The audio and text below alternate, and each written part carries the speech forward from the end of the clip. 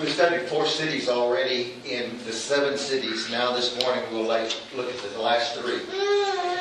Šiandien mes jau praeitose pamokose mes jau kalbėjome apie 4 miestus iš Apreiškimo knygos bažnyčių, kurioms buvo parašytas laiškas.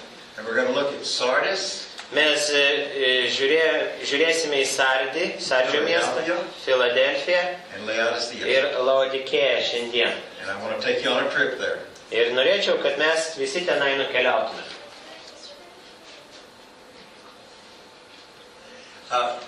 These 3 are found in the book of Revelation. Šie visi 3 miestai yra randami Apreiškimo knygoje. And if you want to read for us verses 1 through 6 in Revelation 3. Atsiverskime Apreiškimo knygos 3 skyriaus ir paskaitysime tenai pirmasias 6 eilutes.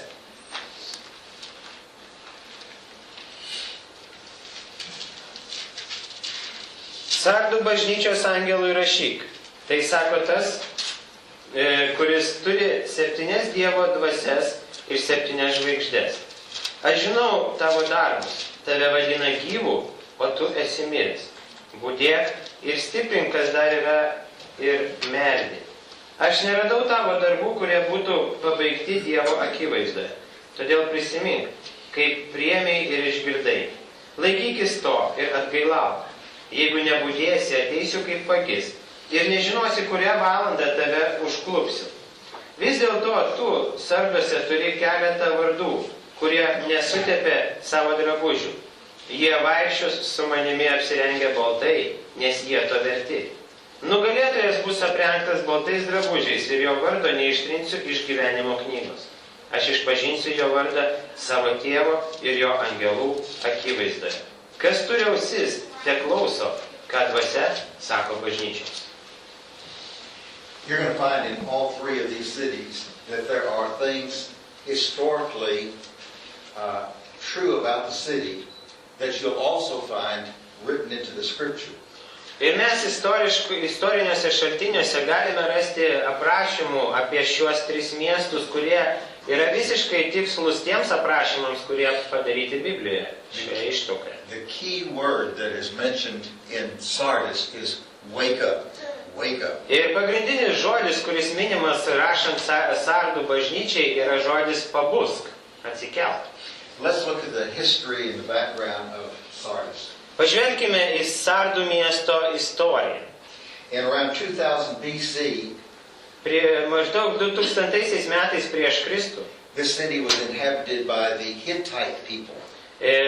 Miestas buvo užimtas, gyveno daugiausiai hetitų tautos žmonės. And the Hittite people were mentioned in the Old Testament. Ir hetitų tauta buvo minima Senajame testamente. But historians for many, many centuries said there was no such people that ever lived. Bet istorikai daugelį amžių teigia, kad nebuvo tokios tautos, jinai paprasčiausiai neegzistavo. The Bible indicates that they conquered Egypt at one time. Ir Biblija teigia, kad vienu metu jie netgi buvo užkariavę Egiptą. And the historian said, surely if they conquered the Egyptians, then we would know about that. It would be in all kinds of history elements and we would be able to know it.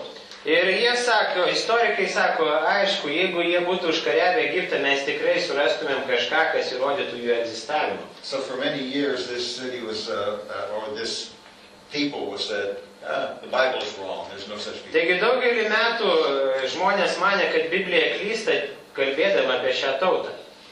But about a century and a half ago, Bet maždaug prieš 150 metų they did some archaeological work in the city of Ankara. ir Ankaros mieste jie atliko archeologinius kasinėjimus. And they found a stone. And they found the Hittites. Yes. Ir jie būtent tenai surado hetitų įrodymą apie hetitų tautą. And they found the fact that they had an empire at one time. Ir netgi įrodymus, kad netgi jie buvo išaugę iki imperijos vienu metu. And that probably when Joseph was in Egypt in the Old Testament, Ir gali būti, kad būtent tuo metu, kai Juozapas buvo Egipte, kuris ir ta istorija prašyta Senajame testamente. the Hittites were in fact in control. Ir būtent hetitai tenai kontroliavo. And one of the reasons why the Israelites fell out of favor with Pharaoh Ir būtent viena iš priežasčių, kodėl izraelitai atrado malonę faraono akise, was that the Egyptians were able to gain control again of their own country and run the Hittites out. nes egiptiečiai norėjo paimti kontrolę į savo rankas ir išvaryti hetitus iš krašto. So then they made the Israelites slaves. Taigi jie tuo metu pavertė izraelitus vergais. So the people of this Sardis were Hittites. Taigi žmonės gyvenę Sardų mieste buvo hetitai. Later, another tribe of people called the Lydians came to live here and made this their capital city. Vėliau tauta, kuri vadinosi Lydians, Lydijiečiai, gali būti tiksliai, nežinau vertimo, jie atvyko gyventi į šį miestą ir padarė šį miestą savo sostinę. One of the kings of Lydia was a man named Midas. Vienas iš karalių Lydijos tautos buvo vardu Maidas. And maybe you've heard the story about Midas. Gal jūs girdėjote istoriją apie jį?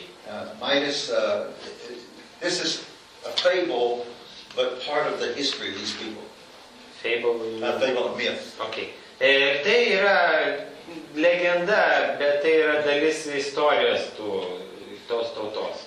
They said Midas had a wish given to him by the gods. Ir buvo teigiama, kad karalius Maidas turėjo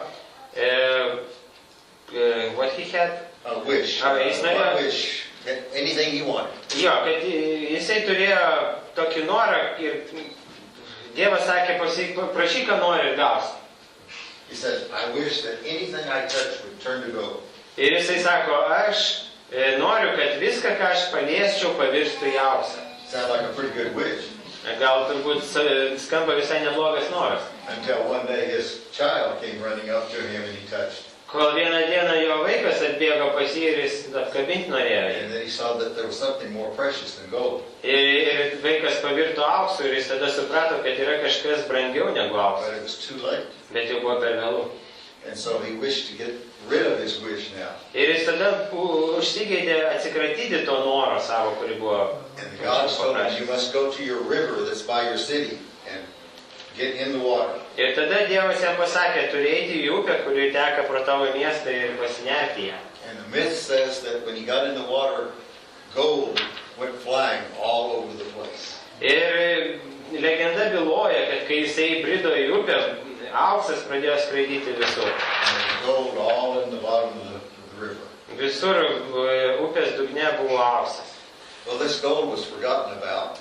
Ir tas auksas buvo pamirštas. But years later, Bet po kiek metų, when the Lydians were there, kai ten gyveno Lydijos tauta, they discovered gold in the river. jie atrado upėje aukso. Now, I suspect it came from the mountains and not from King Midas. Ir aš įtariu, kad tas auksas tenai atsirado iš kalnų, o ne iš karaliaus Maito. But nonetheless, it made them very rich. Ir taip jie radę, tai jie to aukso tapo turtingai. And this became one of the richest cities in the world at that time. Ir tuo metu Sardų miestas tapo pačiu prabangiausiu miestu pasaulyje. When the Persians had their empire, Kai persai turėjo savo imperiją, they saw that Sardis was so important to them jie pamatė, kad Sardų miestas jiems labai svarbus. that the king of Persia built a highway from his capital city, Susa, clear over to Sardis. Taigi jie nuteisė greitkelį, persų valdovas nuteisė greitkelį nuo savo miestų Susos iki Sardų. After the Lydians came the Greeks, and then after them came the Romans. Po lydiečių čia atvyko graikai, po graikų romėnai. And these people, I mentioned the worship of Cybele night before last. These people worship Cybele, the Lydians did. Ir lydiečiai šlovino Sibelę. Atsimenate, aš jau buvau ją minėjęs prieš tai. pamokose. And eventually Christianity came to this city and built a church there. Ir galiausiai krikščionybė taip pat atkeliavo į šį miestą ir ten buvo pastatyta bažnyčia. If you remember the temple that was at Ephesus, Atsimenate tą šventyklą, kuri stovėjo Efezo mieste? it was a beautiful temple with many pillars. And Daugelis kolonų, labai gražus pastatas. it was the temple to Artemis. Artemidės šventykla. I think we also referred, Yeah. gave the other name, what was that, Diana. Ar kitaip vadinasi Diana, ta deivė. Well, the people at Sardis decided that they were going to build an even greater temple. Ir Sardų miesto žmonės nusprendė, kad jie pastatys dar netgi prabangesnę ir puošnesnę šventyklą. And they built huge pillars, great Jie pastatė labai didžiulės kolonas. And I'll show you in a minute. Ir aš po minutėlės parodysiu But jums. let me give you a little bit more background. Šiek tiek supažindinsiu jūsų istoriją. In 560 BC, Tai 560 prieš Kristų the king was a man named Croesus. karalius vardu Krusas valdė. And he was the one during his time when they discovered the gold in the river. Būtent jo valdymo metu buvo aptiktas auksas upėje. And he took the gold and began to make coins with the gold. Jis paėmė auksą ir ėmė kaldinti iš jo monetas. Now, in previous years, some of the other cities of the world had begun to make coins. Ir prieš keletą metų ir kiti miestai buvo pradėję šią praktiką gaminti monetas. But if you had coins in this city, you couldn't spend them in that city. Bet jeigu tu turėjai monetas kažkokio tam tikro miesto, tu negalėdavai jas išleisti kitame mieste. Nobody would accept the coins from another city. Niekas nepriimdavo monetų iš kito miesto. But when Croesus made gold coins, Bet kai Kruzas pagamino auksinės monetas, then they became money that could be used anywhere in any city. tada tai tapo pinigais, kuriuos buvo galima naudoti bet kokiame mieste. And we have this here, don't we? Ir mes taip pat čia turime. When I come to your country, I have to use litas. Kai aš atvykstu į jūsų valstybę, aš turiu naudoti litus. You won't take my dollars or my euros. Jūs neimsit mano dolerių arba eurų.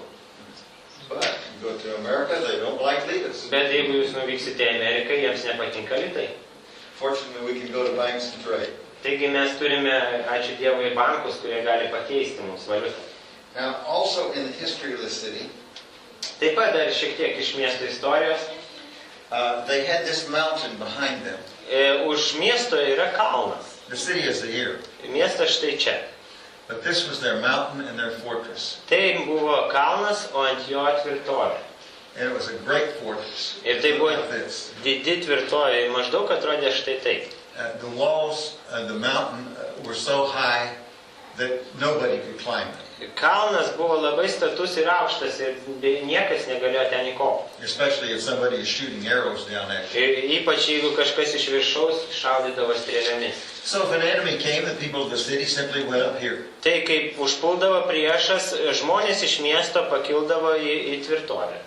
And they felt so secure there that the guards could even go to sleep on the job. Jie taip saugiai jausdavosi tenai tvirtovėje, kad sargyba netgi savo darbo metu galėdavo ramiai miegoti. And King Cyrus of the Persians led his army here. Karalius Kyras su savo persų armija atvyko čia. And he laid siege to this fortress. He He laid siege. In other words, he put his army around the fortress and made them stay inside the fortress. Ir jisai apsupo tvirtovę ir privertė žmonės likti tenai viduje. And he saw that he was getting nowhere. Jis matė, kad jam nieko nepavyks. So he told his soldiers, if one of you can figure a way to get us in and open the gates, you tell me and I will reward you greatly. Ir jis pasakė savo kariams, jeigu kažkas iš jūsų sugalvos būdą, kaip patekti į pilį, aš jūs labai apdovanosiu. Well, one of the soldiers was watching one day and he saw a soldier up here standing on the wall, lean over and his helmet fell off. Taigi vienas karių stebėjo sargybą, kuri buvo ant sienos tvirtovės ir pamatė, kad vienas iš sargybinių pasilenkė ir jo šalmas nukrito žemyn. And it fell way down here. Nukrito iki pat beveik apačios.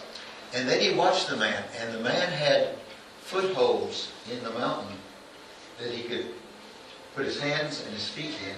Ir jis stebėjo toliau ir matė, kaip tas sargybinis ėmė leisti žemyn, naudodamas skylės kojoms ir rankoms. The man got his helmet and climbed back up. Pasiėmė savo šalmą ir užlipo, užkopė atgal. So the soldier went to Cyrus and said, I know how to do it. Taigi kareivis nuvyko pas karalių Kyrą ir sako, aš žinau, kaip patekti tvirtovę. And Cyrus gave him 5 or 6 men and said, okay, you must get in and go past the guards and go to the gate and open the gate and I will have the army waiting here. Ir karalius davė jam 5-6 vyrus ir sakė, užkopkite, įsibraukite į pilį ir iš vidaus atidarykite vartus, kad galėtumėm ir mes įeiti į tą tvirtovę. And so they climbed and they found that all of the soldiers were so secure that they had gone to sleep. Taigi jie užkopė į tą tvirtovę ir pamatė, kad visi taip saugiai jautėsi, kad sargyba miegojo. And so Cyrus was able to take the city. Taigi Kyras galėjo užkariauti miestą. Now this happened 2 times to this city. Ir tai nutiko būtent 2 kartus šiam miestui. You would think after one time they would have learned their lesson. Nobody goes to sleep on the guard. Aišku, galima būtų pagalvoti, kad po pirmo karto jie išmoko pamoką ir niekas nebemiegos. But they didn't learn their lesson. Bet jie neišmoko tos pamokos. And oftentimes the sins and weaknesses of the city creep into the church also. Ir daugeliu metu, kai nuodėmės ir blogi darbai iškraipo miestą, tai padaro įtaką bažnyčiai. And so some of the people that were to guard the church had gone to sleep on the job. Kai kurie žmonės, kurie rūpinasi bažnyčią, jie užmiega savo darbe. And so he says to them, wake up. Don't you remember your history? Wake up. Ir būtent dėl to minima laiške, apreiškimo knygoje, laiške šiam miestui, kad atsibus. Ar tu neatsimeni, koks buvo, atsibus? So let's look at the city. Pažvelkime į miestą. Again, there's a fortress, and you can see some of the remains of the old fortress right there. Čia tvirtovė ir liekanos, kai kurios yra išlikusios senosios tvirtovės. But we're down in the city here. Mes esame pačioje mieste. And in the city, there are 2 parts to the city. Yra 2 dalys miesto. And this is the part where there was the temple that had been built to Artemis or to Diana. Čia buvo šventikla, kuri buvo skirta Artemidė arba Dianai. And this is the group of preachers that we were traveling together. Tai buvo grupė pamokslininkų, su kuriais aš keliavau drauge. And so we walked on over to see the great pillars. Taigi mes nuėjome, kad pamatytume tas didžias kolonas. And you can see how large these pillars Ar are. matote, kokio dydžio jos yra? But guess what kind of a building we found right next door? Bet atspėkite, kokį pastatą mes radome visai šalia. Who would build a building next door to the temple? Kas galėtų statyti pastatą šalia šventyklos? Who do you think? Christians. Krikščionis. And they were saying, we're taking your place. Jie tarsi sakė, mes užimam dabar jūsų vietą. And so we got to go through this church building. Taigi mes galėjome pasivaikščioti tą bažnyčios pastate. And this is where the preacher stands. Čia stovėdavo pamokslininkas. I stood and preached for a little. Aš stovėjau ten ir pamokslavau šiek tiek. There weren't any rabbits here, so there was nobody here. Nebuvo daugiau ką įdomiau veikti. But you can see the huge pillars. Matote, kokios tos didelės kolonos buvo. And here was our guide. Čia mūsų gidas. And now this is in the downtown section of the city. Tai senamiestis miesto centras. And all of these were shops along here. Ir čia buvo visur šitoje vietoje buvo parduotuvės.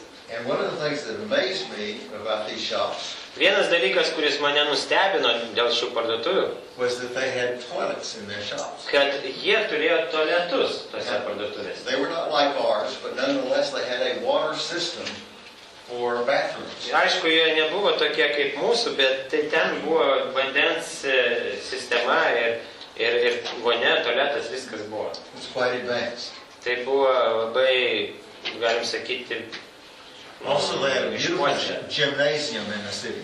Čia buvo gimnazija mieste. The first time I went here, it was in disrepair. Disrepair, I mean. In other words, it was beginning to wear. It crumbled, some of it. Ir kai aš pirmą sykį buvau, jinai griuvo. Later I came and they had completely repaired and taken it down piece by piece and put it back together with new cement. Ir vėliau, kai aš buvau nuvykęs, jau jie buvo atstatę, jie surinko gabalėlį po gabalėlio ir sudėliojo viską į vietas. And right next door to it, Ir visai šalia, you can see how ornate and beautiful it was. matote, kokie ornamentai gražus. But next door, there was a synagogue. Visai šalia buvo sinagoga. And this was the entrance to the synagogue. Tai buvo įėjimas į sinagogą. And here's the altar that they used in the synagogue. O čia buvo aukuras, kurį jie naudojo sinagogoje. And the Jews were very strong and very rich in this city. Ir žydai buvo labai įtakingi ir turtingi šiame mieste. And you can see that the floors were mosaic. It was a very rich synagogue. Matote, kad grindys buvo mozaikos stiliumi ir tai buvo labai prabangi sinagoga. So the church here was told to wake up. They had Taigi, problems. šiai bažnyčiai Biblijoje sakoma atsibusk, nes ji turėjo kažkokių problemų, rūpesčių. A lot of times we think a rich church is very great church. Ir dažnai mes manome, kad turtinga bažnyčia, jinai yra gera bažnyčia. And they can be. Aišku, gali taip būti. But they can also go to sleep on the job because they are enjoying their money too much. Bet taip pat jinai gali užmigti darbo metu, nes jinai labai patenkinta savo pinigais, kuriuos valdo. In my home church where I worship, Savo bažnyčioje, kurioje aš šlovinu, in Garland, Texas, or Dallas, actually, Dalase, Teksaso valstijoje, we have one Sunday a year that we have a special contribution for missions above and beyond our regular congregation. Mes turime vieną sekmadienį, kurį vadiname ypatinguoju sekmadieniu, kai mes aukojame ypatingai misijų darbams, tiems, kuriuos mes I remiame. think they are having that this week. Ir manau, kad šią savaitę būtent bus toksai aukojimas. And they collect $500,000 every year. Ir kiekvienais metais jie surenka maždaug $500,000. And then that's used for mission work. Ir tai yra naudojama misijoms, tarnystėms kitose šalyse. So they're a fairly rich church. Taigi mes pakankamai bažnyčia turtingas. But it is easy to spend the money on yourself instead of spending it on others. Bet yra labai lengva išleisti pinigus savo vietoje to, kad išleistum juos kitiems. So the rule of that church is this money that is given must be used for mission. Taigi taisyklė tos bažnyčios yra tokia, kad šie pinigai, kurie bus paaukoti, jie privalo būti išleisti kitiems, kitų reikmėms. Instead of just building nicer, newer buildings. Vietoj to, kad patys statytų gražesnį ir dar didesnį pastatą. Now we're going to go to Philadelphia. Dabar mes vykstame į Filadelfiją. Philadelphia was located in the mountains in a pass. Pass. A pass is a narrow way through the mountains. Filadelfijos miestas yra išdėstytas kalnuose siaurame šlaite. There are mountains over here, there are mountains back here, mountains here. Iš visų pusių yra kalnai. So, you saw in the picture earlier some purple mountains in the back. Anksčiau matėte paveikslėlę, tokie buvo violetiniai kalnai gale. Those are the Ararat mountains that Noah's ship was going into. Ararat? Ararat, okay. Sorry. Tai buvo Ararato kalnai, prie kurių švartuodavos laivai. So you have mountains here. Nojaus laivas prisišvartavo, taip. You have mountains here, and then you have the Ararat mountains in the back that are very tall. Tai jeigu čia yra Ararato kalnai ir jie yra labai aukšti. But you have passes through the mountain. Bet yra kelias tokios tarpekliai, tarp kalnų. And then they come into a little valley with the mountains all around it. Ir per tarpeklius galima įeiti tokį slėnį, kuris yra tarp kalnų. And the valley is not very big, and the city of Philadelphia is here. Ir tas slėnis nėra labai didelis ir būtent tame slėnyje yra Filadelfijos miestas. And it was a small city. Tai buvo mažas miestas. But it is the one city out of the seven that God, that the writer of Revelation says, everything was good. Ir tai buvo vienas iš 7 miestų, kuriems autorius apreiškimo knygos rašė, kad viskas tenai gerai. He says, I know that you're a small city. Ir ten sakoma, žinau, kad tu esi mažas miestas And that you don't have much power. ir neturi daug galios, įtakos. But you are an open door. Bet tu esi atvirom durim. Because people coming from Persia had to come this way and go through this city to get to Greece. Nes žmonės iš Persijos eidavo šiuo keliu ir eidavo per Filadelfijos miestą ir keliaudavo į Graikiją. Or if the Lydians who lived back here on the other side of the mountains wanted to come through, they had to go through this city to get to other places. Arba Lydijos tautos žmonės taip pat keliaudavo per šį miestą, kad pasiektų kitas vietas. If the Greeks wanted to go to Persia, they had to go through Philadelphia. Jeigu graikai norėdavo keliauti Persijai, jie keliaudavo per Filadelfiją. Same way with the Fijians. Ir taip pat ir fidžiečiai. So what he's saying is, you have an open door. Ir kas yra sakoma, kad jų duris tarsi atviros, jie atviromis durimis. You are the doorway to all of these places. Jūs esate tarsi duris į visas šias vietas. So therefore, you have opportunity to spread the gospel, even though not many will come to you. Ir jis sako, jūs turite puikią galimybę skleisti Evangeliją, netgi tada, jeigu nedaug pas jūs ateina žmonių į bažnyčią. You will be able to teach the people that come through, and they will be able to go back to their own people. Jūs galite mokyti tos žmonės, kurie keliauja per jūsų miestą ir jie tada nuneš žinią kitiems. Now that's kind of hard to do. Ir tai gana sunku padaryti. Because you're looking at your own church and say, well, I want this church to be a big church. Ir jūs žvelgiate į savo bažnyčią ir sakote, oi, aš noriu, kad mano bažnyčia būtų You're didelė. saying, it probably won't ever be a big church, but it can do a great good. Gali būti, kad jinai niekada nebus didelė, bet jinai gali padaryti daug didžių darbų. In Gdansk, Poland, Gdansko mieste Lenkijoje there's a congregation of the church. yra bendruomenė, It has about 20 people. kuri turi maždaug 20 žmonių. Anytime somebody is converted and becomes a member of that church, Kiekvieną sykį, kai kažkas atsiverčia ir tampa krikščionių ir narių tos bažnyčios, the predominant religion of that country penalizes that person. Pagrindinė tos tautos, tos šalies religija baudžia tą žmogų. And they cause them to lose their job. Jie tada netenka savo darbo. So they lose their job, what do? Taigi, kai jie netenka savo darbo, ką jie daro? They go to other parts of the world, Jie other parts of Europe. iškeliauja į kitas Europos šalis. So this church only has had 20 people Taigi, ši bažnyčia turi tik 20 žmonių for a number of years. jau keletą metų. But they have baptized and converted many people. Bet jie pakrikštė ir daugelį žmonių pakrikštė. They don't get to see them Jie because gal, they have to go to other cities. jie gal jų nemato, nes jie iškeliavo į kitus miestus. But it helps spread the gospel. Bet tai padeda skleisti Evangeliją. And so this is what the writer is saying to this church. Taigi būtent autorius išsako tai šiai bažnyčiai. This valley also had rich soil that was good for vines and making wine. Šis slėnis turėjo puikią dirvą ir ten buvo labai tinkamos palankios sąlygos auginti vynuogės. Now, the city's still a small city, but they've only excavated just a small portion of the city. Čia išlikęs miestas taip pat yra nedidelis ir jie iškasė kasinėjimo atliko irgi taip pat nedaug visai. And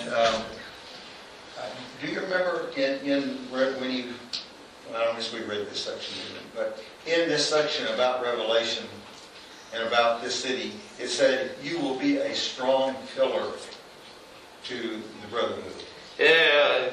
Laiške tame, apreiškimo knygoje, kuris rašomas yra Filadelfijos miesto bažnyčiai, sakoma, kad tu būsi tvirtas stulpas, tikėjimo stulpas.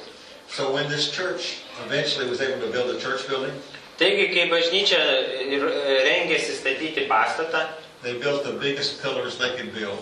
Jie pastatė didžiausią stulpą, kokį tik galėjo pastatyti. So they were saying, we are a pillar. Tai tarsi jie taip sakė, mes esame stulpas. Matote? quite a big church building. Ar nemažas, pakankamai didelis bažnyčios pastatas. Unfortunately, the Muslims have taken over this region of the world, and Christianity is illegal in this country. Taigi gaila, kad It's not illegal, you cannot try to convert others. Bet gaila, kad musulmonai užkariavo šią vietą ir dabar krikščionybės ten negalima skleisti. Now, guess what is underneath this church building? Atspėkite, kas yra po šios bažnyčios pastatu. Apačioje. They found this. Jie atrado šitą dalyką. It was the ruins of the temple to Dionysius. Tai buvo griuvėsiai Dionyzijaus šventyklos. And the Christians had bought the land where that temple was, and they built their church building on top of it. Taigi krikščionys nupirko tą žemę, kurios stovėjo ta šventykla, nugriovė ją ir pastatė bažnyčią. So as to say, we take their place. Taigi jie tarsi sakė, mes pasiėmam šią vietą.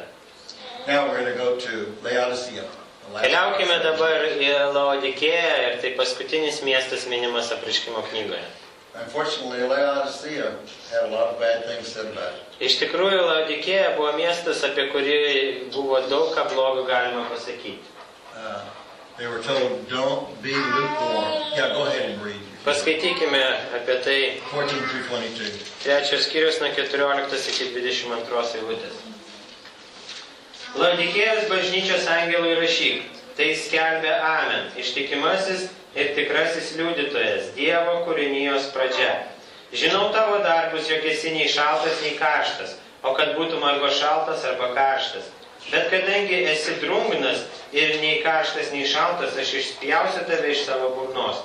Tugi sakai, aš esu turtingas ir pralobęs ir nieko man nebereikia, o nežinai, kad esi skurdžius, apgailėtinas, beturtis, aklas ir nuogas. Aš tau patariu pirkti iš manęs išgryninto ugnyje aukso, kad praloptum, baltus drabužius, kad apsirengtum ir nebūtų matoma tavo nuogumo gėda. Ir tepalo pasitepti akims, kad praregėtum. Tuos, kuriuos myliu, aš baru ir drausminu. Būk tad uolus ir atgailauk. Štai aš stoju prie durų ir beldžiu, jei kas išgirs mano balsą ir atvers duris, aš pas jį užeisiu ir vakarieniausiu su juo, jis su manimi. Nugalėtojui aš duosiu atsisėsti šalia savęs savo soste, kaip ir aš nugalėjau ir atsisėdau šalia savo tėvo jo soste. Kas turi ausis, te klauso, kad dvasia sako bažnyčia. Notice they had come to think they were rich, and they were filthy rich. Jie sako, kad jie buvo turtingi ir iš tikrųjų tai buvo.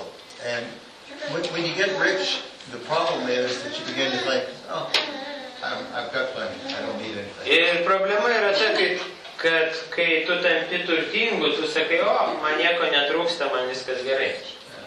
And so sometimes people begin to say, oh, I don't even need God. Ir kartais žmonės ima netgi sakyti, ai, man netgi Dievo nebereikia. So he warns them. Taigi jis perspėja juos. He said, really, you're poor, and you're blind, and you're naked. Iš tikrųjų, tu esi skurdžius, aklas ir nuogas. He says, you need to buy some gold from me. Ir jisai sako, kad tu iš tikrųjų turi pirkti aukso iš manęs. Because, see, your gold will not buy anything in heaven. Nes, sako, tavo auksas danguje nieko nenupirks. And he says, you need some white clothes to wear. Now, notice the things that he tells them in this. Ir jisai sako, tu turi nusipirkti baltų rūbų, kad apsirengtum. Pastebėkite, atkreipkite dėmesį tai, ką jis sako. And he says, you need some salt to put on your eyes. Ir sako, kad You can see. turi nusipirkti tepalo ant akių, kad galėtum matyti. Well, this city had gained its wealth several ways. Ir šis miestas turtus įgijo keletų būdų. Here they had many sheep that they had developed so that they had black wool. Jie turėjo daugelį avių ir taip jie augino juodas avis, kad turėtų juodą vilną. And so to buy a jacket that was made of black wool from Laodicea that was to be the best dressed. Ir nusipirkti rūbus, kurie buvo išausti iš juodos vilnos ir pagaminti Laodikėjos mieste, iš tikrųjų buvo didi prabanga. And their coats, their black coats, wool coats were sold all over the Mediterranean. Ir jų apsiaustai, tie juodieji, būtent apsiaustai buvo labai populiarūs visoje Viduržemio jūros srityje. And this was a great tourist city also, that they gained much money from tourism. Ir iš tikrųjų šis miestas taip pat dar turėjo didelės pajamas iš turistų. And one other thing they sold all over the empire, What was sold? one other thing that they sold Ir dar vienas dalykas, kas buvo pardavinėjamas visoje imperijoje, was a salve for the eyes to help heal sick eyes. buvo tepalas akims, kad išgydyti akis, kurios žmonės, kurie turėjo problemų su akimis.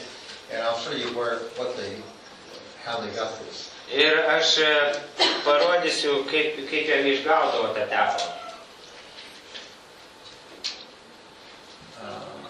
Okay, Laodicea is down in the valley, Laodikėja yra slėnyje, and then there's a mountain straight up, and then there's Hierapolis. yra kalnas, ant to kalno stovėjo Hieropolis.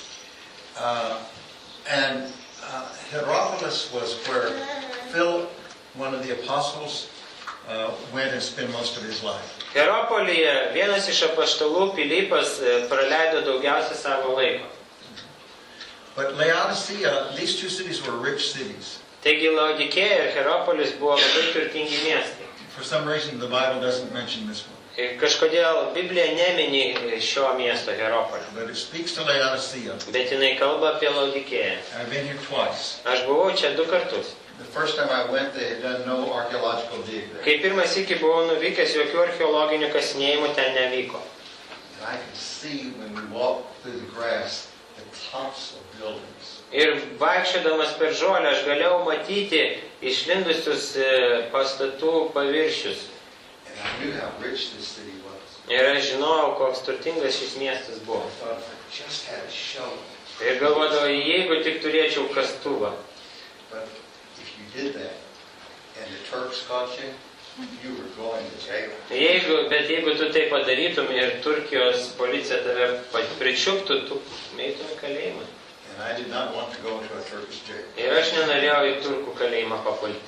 But I still looked and said, oh my goodness. Bet aš vis jaučiau pagundą, kaip būtų gerai pakasti. The next time I came, several years later, Ir kitą sykį, kai aš atvykau, tai buvo po keletų metų. they had done considerable archaeological work, and you could see what was down there. Ir jie atliko kai kuriuos archeologinius darbus ir buvo įmanoma matyti, kas buvo po žemę. Now, when I showed you this picture right here, I showed you this mountain. Kai rodžiau šį grafinį vaizdavimą, rodžiau tą kalną. That's the mountain right there. Ir čia šitas kalnas. That's not snow. Čia nesniegas. It looks like snow, doesn't it? Tai atrodo kaip sniegas, ar ne? It looks like a big snowstorm hit there. Tarsi kokia didelė sniego audra tenai būtų užklupus. It's all calcium. Tai viskas kalcis. And there's a river, or underground rivers. Underground you're showing upground. I can't show you. Okay, yeah. Bet tenai yra paželinės upės. But they pass over some calcium. Jos teka per kalcio akmenis. And so when they pass over it, the calcium mixes with the water. It makes it look like milk. Ir tada vanduo susimaišo su kalciu ir ta upė atrodo kaip pieno upė. This was supposed to be good for the eyes. Ir tai buvo gerai akims. So people from all over the world would come here to bathe in the pools that are up here. Taigi iš viso pasaulio žmonės atvykdavo čia tam, kad išsimaudyti tame vandenyje. And this was a sort of a strange phenomenon in the world. Ir iš tikrųjų tai buvo tarsi toks keistas fenomenas pasaulyje. And you can see part of Hierapolis back up in here. Štai dalis Hieropolio ant kalno. And there are pools of this water. Ir yra daug tokių vandens telkinių to vandens. You can see how it's kind of walled in a little bit, and the water then will lap over and go down to another pool. Matote, kaip tos kaskados tokios tarsi eina ir vanduo tekėdavo iš vieno baseino į kitą. And Laodicea was down here. O Laodikėja buvo pačioje. Its city is gone. Šio miesto jau nebėra. Now there is another city over here named something else. Šalia yra kitas miestas kitų pavadinimų. And you can see people wading, the kids wading in the water.